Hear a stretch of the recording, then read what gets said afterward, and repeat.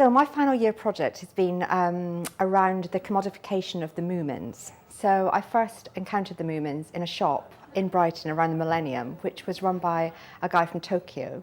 And he sold lots of sort of kawaii, cute stuff like Hello Kitty. And I just presumed that the Moomins were Japanese.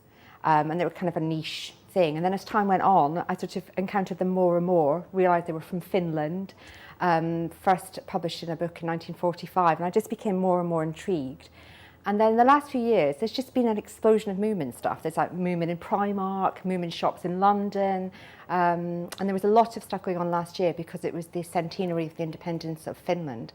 And also, I've always wanted to go to Finland, so I sort of managed to make the whole thing work together so I could go to Finland and research the Moomins. But really about the commodification of them. I've just found this course, I've enjoyed it so much. I mean, it took me a long time, obviously as a mature student, to decide to come back to university. You know, I had to make it work for my family, and then once I had made the decision, immediately I realised I loved it, and I was so glad that I've done it. I mean, the first year was quite nerve-wracking, the first semester, because obviously I'd been out of education for quite a while, and things had changed since the last time I went to university. Things like doing PowerPoint presentations was very nerve-wracking.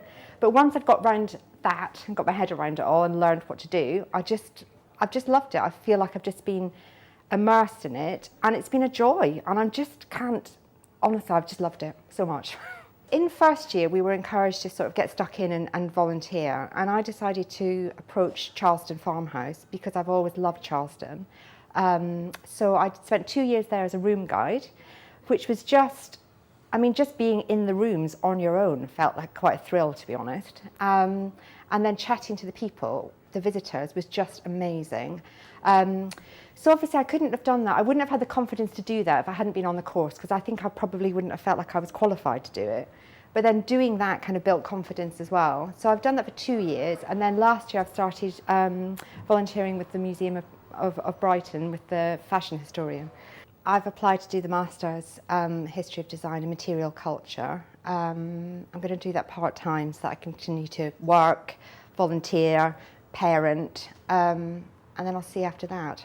I know I haven't learned enough. I feel in myself that there's more. I'm not done. I want to do more. So I might as well just capitalise on that, I think, and keep going.